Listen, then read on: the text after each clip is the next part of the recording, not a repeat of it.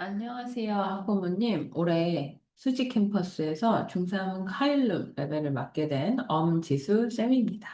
저희가 앞으로 남아있는, 이제 오늘이 1월 2일인데요. 남아있는 앞이 창창한 우리 겨울방학 동안 우리 친구들과 제가 어떤 방식으로 수업을 하고 어떻게 진행되는지 간단하게 설명해 드리려고 이 시간을 마련했습니다.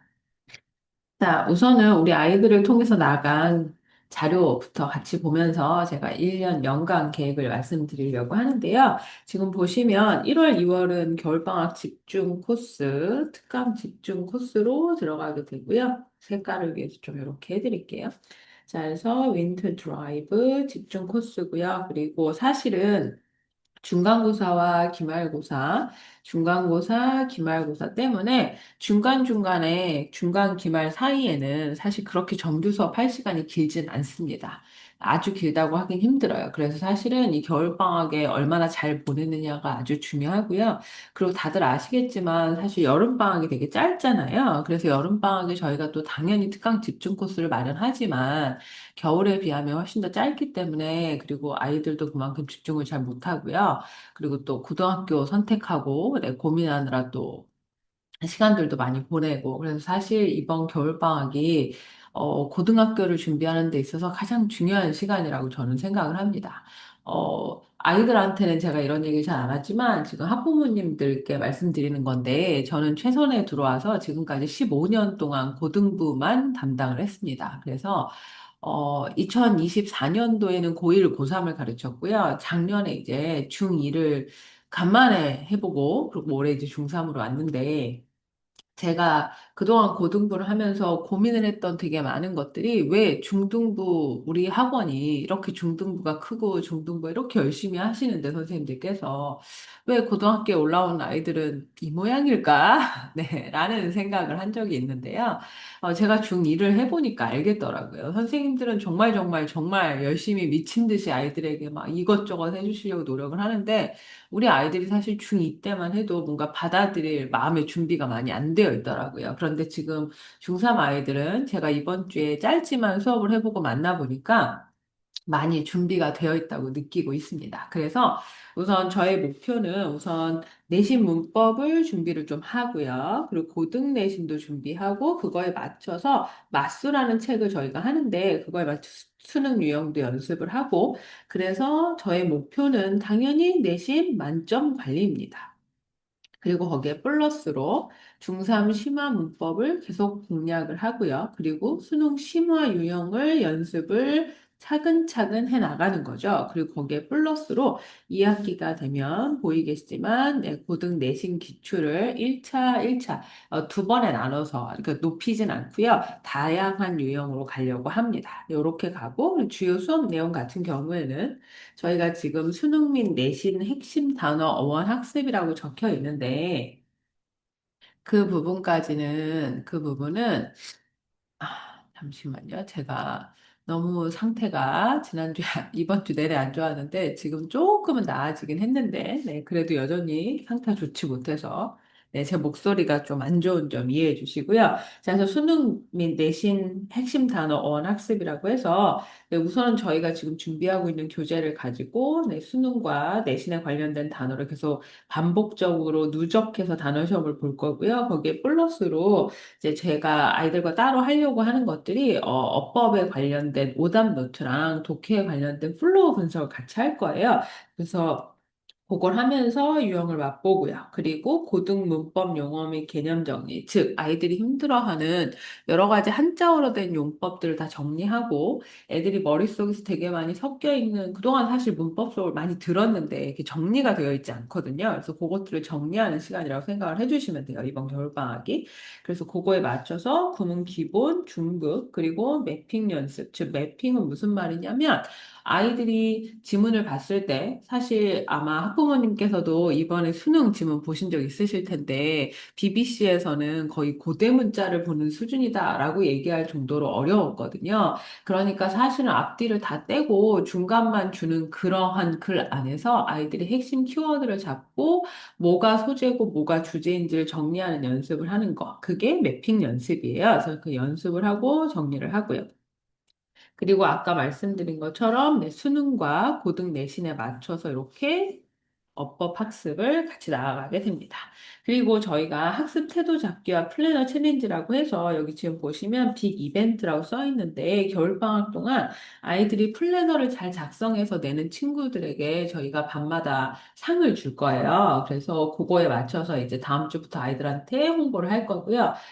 그리고 여기 보시는 것처럼 이렇게 빨간색.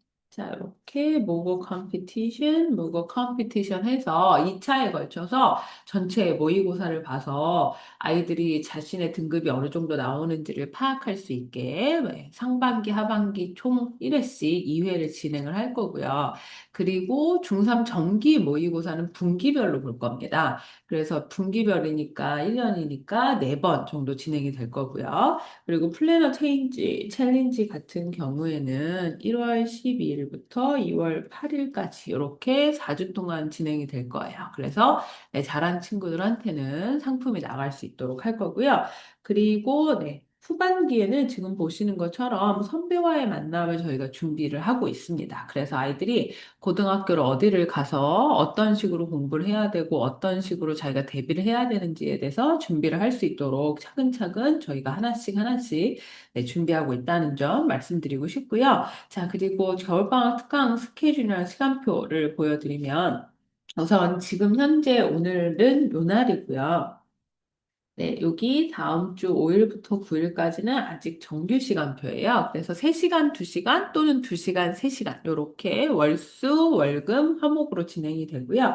지금 보시는 것처럼 12일부터 2월 27일까지는 겨울방학 특강 기간이고 겨울방학 특강 기간 동안에는 주 2회 8시간, 그러니까 4시간씩 2번 하는 시간표로 진행이 되고요. 모든 수업은 다 제가 직접 하고요. 제가 구두도 다 보고요. 모든 걸 다 제가 합니다. 그러니까 혹시라도 만에 하나 여기 써 있으시죠? 네, 수업 시간이 변경되거나 못 오거나 아프거나 지각하거나 하면 저한테 바로바로 네, 문자랑 카톡 주시면 됩니다. 네, 그래서 이렇게 진행이 되고 다시 3월 1일, 3월 2일 지나서 3월 3일부터 정규 수업 시간표가 들어갈 거고요. 아마 제 예상으로는 한 3월 말쯤부터 이제 중간고사 대비가 들어갈 걸로 예상이 되어집니다. 자, 그리고 그 뒤에 이제 교재 목표 및 과제라고 되어 있는데, 여기 보시면 단어 같은 경우에 여기 지금 1사분기니까요. 이 책을 1년 동안 쓴다는 얘기거든요. 그래서 지금 고2, 고3 수준의 어휘라고 생각하시면 되고 누적 시험이다. 해서 저희가 데이 하나가 40개인데 데이 2개씩 봐요. 그래서 80개를 시험을 보고요. 그리고 그거를 네, 커트라인 70개를 두고요. 70개 넘기면 구두를 볼 거고 70개를 못 넘기면 구두를 안 보는 미안, 죄송해요. 70개를 못 넘기면 제시를 보고 구두를 봐야 되는, 네, 그렇게 진행을 할 계획입니다. 근데 얘가 겨울방학에 적어도 한 번 정도는 돌 예정이에요. 그리고 난 다음에 이제 내신 때는 어차피 단어 시험을 못 보니까 내신 중간중간에 계속 돌린다고 생각을 해주시면 돼요. 근데 우리 아이들이 아시다시피 단어 암기가 숙제를 먼저 하고 그다음 단어 암기를 하는 경향이 있잖아요. 어머님. 네. 그래서 저는 사실 어떻게 생각하냐면 제가 고등부를 15년을 해보니 깨달은 점은 다 필요 없고 사실 제일 중요한 건 어휘입니다. 뭐 문법을 아무리 잘하고 독해를 아무리 잘한다 한들 단어를 모르면 아무짝에 소용이 없더라고요. 그래서 저는 사실 저희 반의 가장 기본은 숙제보다 더 중요한 건 단어 시험이고, 앞으로 단어를 해결하지 못하면 저는 원래는 남기거든요. 근데 요즘 그게 너무 힘드니까 다른 방식으로 페널티를 주거나 하는 방법을 좀 생각을 하고 있습니다. 그래서 어쨌든 저희 반의 가장 좋은, 가장 최고의 목표는 단어다. 그거, 어휘다. 요거 기억해 주시면 좋을 것 같고요. 자, 그리고 지금 보고 계신 두 번째 교재는 그래머 샤프인데 얘는 1분기예요. 그러니까 지금 저희 진도표에 의하면 3월 첫째 주 정도에 끝날 예정이거든요. 그래서 기본적인 아이들이 생각하고 있는 고등학교 교과과정에서 필요한 필수 문법이고, 그리고 지금 문법의 기초가 조금 부족한 친구들은 개념을 완전히 잡는 걸 제가 기본으로 생각을 하고 있고요. 거기에 플러스로 이미 어느 정도 개념이 잡힌 친구들 같은 경우에는 거기에 플러스로 이제 추가 문제와 뒤에 워크북을 같이 풀면서 응용을 좀 더 할 계획입니다. 자, 그리고 그 다음에 독해는 지금 보시다시피 책이 두 개인데요. 리딩 스마트는 저희가 원래 가지고 있었던 저희 학원의 고유 교재인데, 여기는 이 리딩 스마트의 좋은 점은 다양한 배경 지식을 깊이 있게 쌓을 수 있는 장점이 있고요. 그리고 글의 호흡이 길기 때문에 아이들이 긴 호흡의 글을 쭉 읽어 나가면서 그러면서 흐름을 파악하고 거기에 대한 문제를 푸는 능력을 키우는 그런 좋은 점이 있습니다.